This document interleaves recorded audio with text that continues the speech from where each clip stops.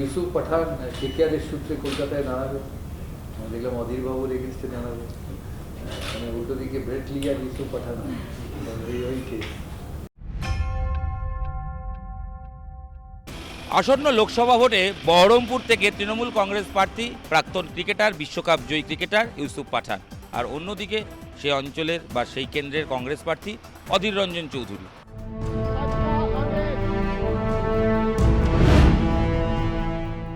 বিগত 5 বারের সাংসদ অধীর রঞ্জন চৌধুরী, তার বিরুদ্ধে ব্যাট হাতে ভোটের ময়দানে নামবেন ইউসুফ পাঠান।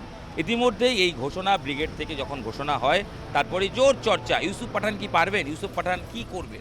কারণ বহরমপুর মানে সংখ্যালঘু এরিয়া, সেখানে প্রায় 64% সংখ্যালঘু ভোট রয়েছে। সেক্ষেত্রে কি তৃণমূল এটা মাস্টার স্ট্রোক হলো?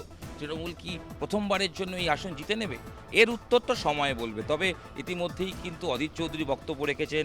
ইউসুফ পাঠান তিনি বলেছেন যে মমতা বন্দ্যোপাধ্যায় তার উপর ভরসা রেখেছেন, সাধারণ মানুষের কথা পার্লামেন্টে বলতে তিনি চান, এবং ভোটের ময়দান ক্রিকেটের ময়দান আলাদা করে কিছু নয়। बहुत प्यार मिला है कलकत्ता में, हमेशा प्यार मिला और उसके बदले में मैं यहाँ पे उनको सर्व करूंगा। टीएमसी ने मुझे इस काबिल समझा कि मैं लोगों की मदद कर सकता हूँ और उनका वॉइस ओवर पार्लियामेंट में लेके जा सकता हूँ और उनको हेल्प कर सकता हूँ। तो ये मेरे लिए एक अपॉर्चुनिटी था और मैंने ये डिसाइड किया बस हर चीज़ बदलती है अच्छे के लिए और मैं अच्छे के लिए यहाँ पर आया हूँ। জেলার নাম মুর্শিদাবাদ, সংখ্যালঘু ভোটকে না কাটতে পারলে অধীর চৌধুরীকে রুখা যাবে না।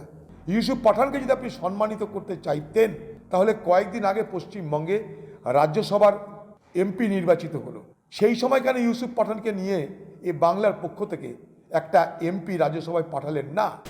এই ইস্যুতে ক্রিকেটাররা মাঠে ভোটে লড়বেন, সেই ইস্যুতে সৌরভ গঙ্গোপাধ্যায় মুখ খুলেছেন। কীর্তি আজাদ তিনিও কিন্তু দাঁড়িয়ে পড়েছেন বর্ধমান দুর্গাপুর থেকে তৃণমূল কংগ্রেসের টিকিটে। এই দুই ক্রিকেটারকে নিয়ে জোর চর্চা, তারা কি পারবেন, তারা কি জিততে পারবেন, কারণ সেই সিটে আগে বিজেপি জিতেছিল। তো কঠিন লড়াই হবে সেটা তো নিশ্চিন্তে বলাই যায়। তবে সৌরভ গঙ্গোপাধ্যায় এই ইস্যুতে কিন্তু মুখ খুলেছেন। তিনি ভোটে দাঁড়াবেন কি দাঁড়াবেন না এই নিয়ে মাঝে মধ্যেই জল্পনা হয়। দিন কয়েক আগে তিনি নবান্নে গিয়েছিলেন, সেই সময় জল্পনা হয়েছিল, যদিও সেটা অবশ্যই তার যে শিল্প করার কথা পশ্চিম মেদিনীপুরে সেই সংক্রান্ত বিষয় ছিল বলেই ইতিমধ্যেই সূত্রের খবর এবং সৌরভ ঘনিষ্ঠ মহলে দাবি। তবে সৌরভ ইউসুফ পাঠান ইস্যুতে এবং কীর্তি আজাদ ইস্যুতে নিউজ 18 বাংলার প্রশ্নে অকপট উত্তর দিয়েছেন। কি দিয়েছেন সেটা শোনাবো, তার আগে একটু বলে দিই, তিনি কিন্তু খুব সেন্স অফ হিউমার বজায় রেখে একটা মন্তব্য করেছেন। বহরমপুরে অধীর চৌধুরীর এগেনস্টে ইউসুফ পাঠানের দাঁড়ানো অনেকটা তার মনে হয়েছে ব্রেট লির সামনে ইউসুফের ব্যাট করার মতো। পলিটিক্স তো খারাপ নয়, ভালো তো। You actually get an opportunity to change things for people. সবার মাইন্ডসেট এক হয় না, সবার লাইফে অপরচুনিটিজ এক হয় না। কীর্তি আজাদ তো has been a politician for long, so it's nothing new for him. Yusuf Pathan কেকেআরের সূত্রে কলকাতায় দাঁড়াবে, দেখলাম অধীরবাবুর এগেনস্টে দাঁড়াবে, মানে উল্টো দিকে ব্রেট লি আর ইউসুফ পাঠান ওই কেস।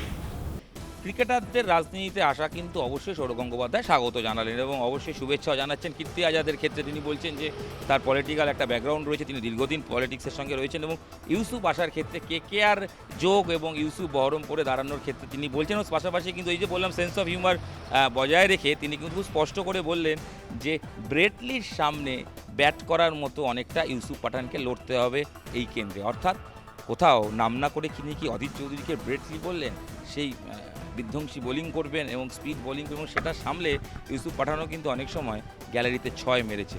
তো রেজাল্ট কি হবে সময় বলবে। সৌরভ গঙ্গোপাধ্যায় কিন্তু রেজাল্ট কারো পক্ষে কিচ্ছু বলেননি, তিনি তার ওপিনিয়নটা রেখেছেন, তার ভিউ পয়েন্টে বলেছেন, তার ভিউটা তিনি বলেছেন যে ভোটে ক্রিকেটারদের আসা ভালো, রাজনীতিতে আসলে যদিও তিনি নামবেন না এটাও স্পষ্ট করে দিয়েছেন, তিনি ভোটে নামার ব্যাপারে খুব একটা ইন্টারেস্টেড নন সেটাও স্পষ্ট করছেন।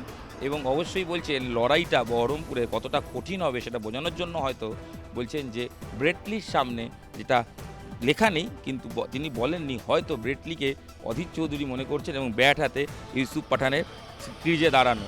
এবার দেখার ব্যাট হাতে ব্রেট লির বলে ইউসুফ পাঠান, যদিও ভোটের ময়দানে ব্রেট লি হচ্ছে অধীর চৌধুরী কংগ্রেসের হয়ে দাঁড়াবে, তার বলে সোজা বাপি বাড়ি যা, অর্থাৎ ওই সৌরভের স্টাইলের মতো ইউসুফ কি গ্যালারিতে 6 মারতে পারবেন, নাকি অধীর চৌধুরী ব্রেট লির মতো ইউসুফকে বোল্ড করে দেবেন। ভোটের রেজাল্ট কি তার উত্তর দেবে। তবে আপাতত ভোটের ময়দানে ক্রিকেটারদের নামা প্রসঙ্গে সৌরভ গঙ্গোপাধ্যায়ের এই মন্তব্য কিন্তু খুব তাৎপর্যপূর্ণ। নিউজ 18 বাংলা ডিজিটালে আপনাদের সঙ্গে আমি ইরণ রায় বর্মন ছিলাম। এখানেই শেষ করছি এই ভিডিও। সঙ্গে থাকুন, দেখতে থাকুন News18 বাংলা ডিজিটাল। অবশ্যই এই ভিডিওটা সাবস্ক্রাইব করুন, লাইক করুন এবং প্রচুর শেয়ার করুন।